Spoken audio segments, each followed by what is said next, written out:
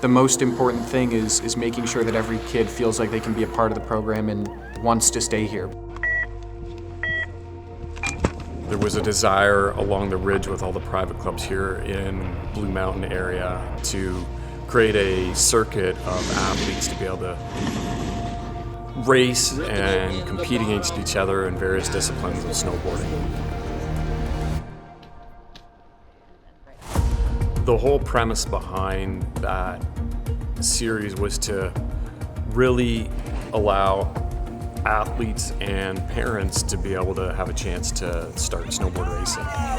Red course ready.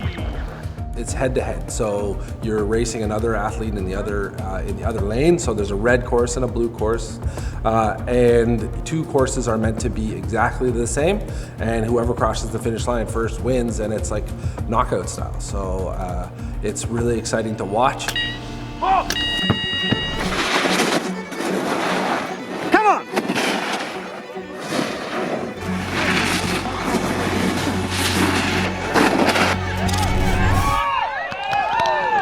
When I first joined the racing program here, it wasn't even really about racing against other clubs or racing against other programs. It was about developing as a snowboarder and finding speed and carving and being able to handle the advanced terrain here. We really didn't spend any time in gates. Racing was just about going fast and carving. As I continued to enjoy snowboarding, I moved into the snowboard racing program at about 11. And we had some great intro level coaches who got us into the inter-club races. And then as the competition grew and we grew as athletes, Jonas Brook, a new coach, came in and took over the program, which is really when you saw the growth and the program itself grow into a bigger team and more results. Attention!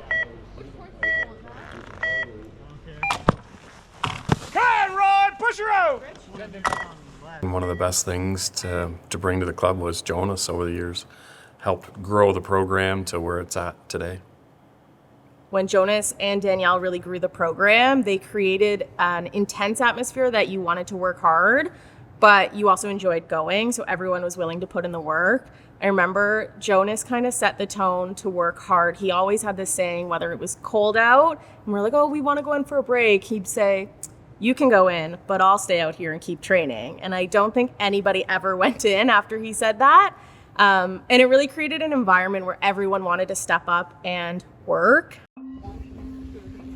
I think one of the other aspects of the success of our program has been the support that the club had for snowboard racing. We were a small team for, we'll say, for head count, but we still required hill space of our own to be able to train on. So over the years, it was a lot of work to fight on behalf of this discipline to make sure that we had adequate hill space. And I felt over the years that whether it be Jason or previous to Jason Kim, there was always support from them to fight to get us hill space. We're very fortunate to have Danielle still coaching with the team. She coached me.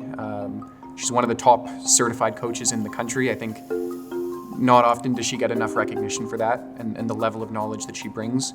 Whenever I feel like I don't know what that next step is or how to get our athletes there, she's the one who has ideas and has suggestions and thinks, why don't we try this and why don't we take that approach? She's always got that long-term vision and that structure that we need. And we're also very fortunate to have Magnus, who joined our team for the last few years of his racing career, was a next-gen athlete, has competed at a number of World Cups, Junior World Championships, one of the most technical riders you'll ever meet, one of the smartest athletes you'll ever meet in terms of equipment and knowing how you can change an athlete's equipment to help them find success. So between the three of us, we can complement each other's strengths and weaknesses and put together a program that can really help the athletes. We've been very fortunate to produce a number of high quality athletes, and that has to do with the work that those athletes put in to be great. The Val St. Com World Cup last year, out of the 17 athletes to race in that event, 8 of them came out of Alpine at some point. Of those, it was 4 of their first time starting in a World Cup.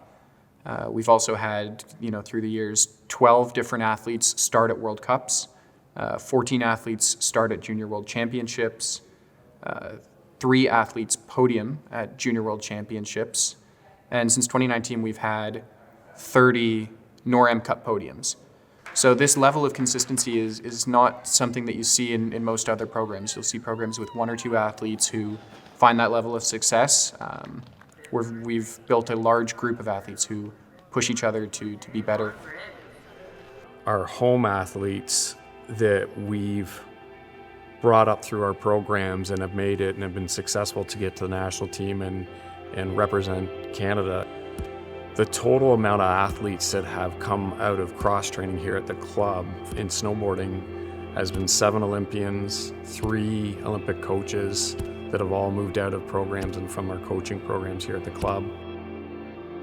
It's really exciting to think that Alpine could have a racing athlete in the Olympics.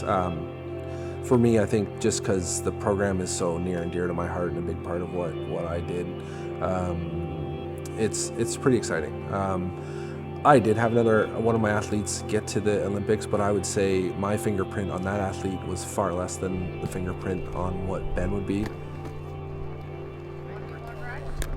I think it's really cool that Alpine has developed Olympic athletes in the past, and I think it just shows the strength of this program in Alpine racing, that it's possible to kind of develop the skills that you need and have fun when it's necessary as a kid, but to be able to build that groundwork to be able to learn and advance in the sport.